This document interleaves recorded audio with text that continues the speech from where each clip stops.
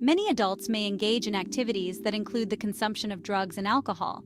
While these activities are legal for adults of age, they can become a concern when children are involved. Child Protective Services, or CPS, may scrutinize your recreational activities if they believe it could impact your child's well-being. So, how does CPS evaluate this, and what can you do to protect your family? When we talk about drugs and alcohol, we're referring to substances like alcohol, marijuana, cocaine, heroin, MDMA, fentanyl, and tobacco. CPS's primary concern isn't the legality of these substances, but the potential exposure to your children and how it might affect your ability to supervise them.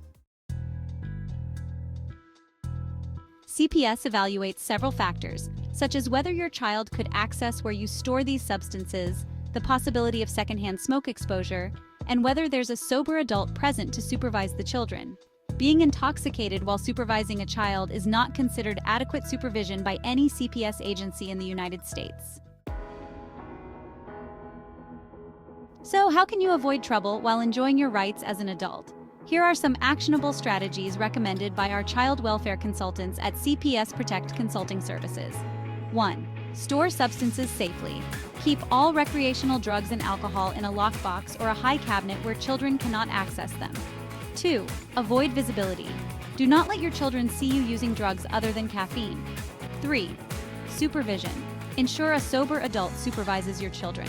If you've used any recreational drugs or alcohol, have another sober adult present or send your children to a relative's or friend's house for a play date. 4. No indoor smoking. Do not smoke any drugs inside the home to prevent secondhand smoke exposure. 5. Educate your children. Teach younger children what not to touch and educate older children on the dangers of drugs. 6. Drug testing. If CPS is involved, drug use isn't alleged, and you know there's no reason for suspicion, do not agree to a drug test. The potential consequences of a false positive test are too severe to warrant it. If necessary, get tested by a private provider you trust on your own accord and provide the results to CPS if negative. 7. Pregnancy precautions. If pregnant, avoid any substances or foods that could generate a false positive on a drug screen. If able to do so safely, give birth at home, where there's no chance of a drug screen being performed on you or your baby without your knowledge. By following these recommendations, you can exercise your rights as an adult while ensuring your children's safety and avoiding CPS complications. Remember, legal recreational drugs are legal with an asterisk. Illicit or not, if CPS believes your substance use is affecting or is likely to affect the children, it will take action or, more likely, overreaction. That could mean going so far as to remove your children, place them in foster care, and terminate your parental rights. Ideally, these substances should be avoided.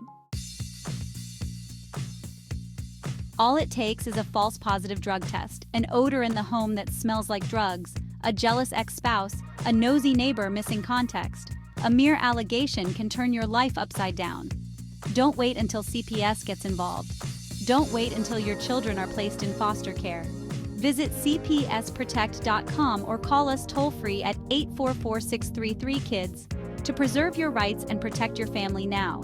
At CPS Protect Consulting Services, we're here to help you prepare for and navigate these challenges successfully, just as we've done with countless other families like yours.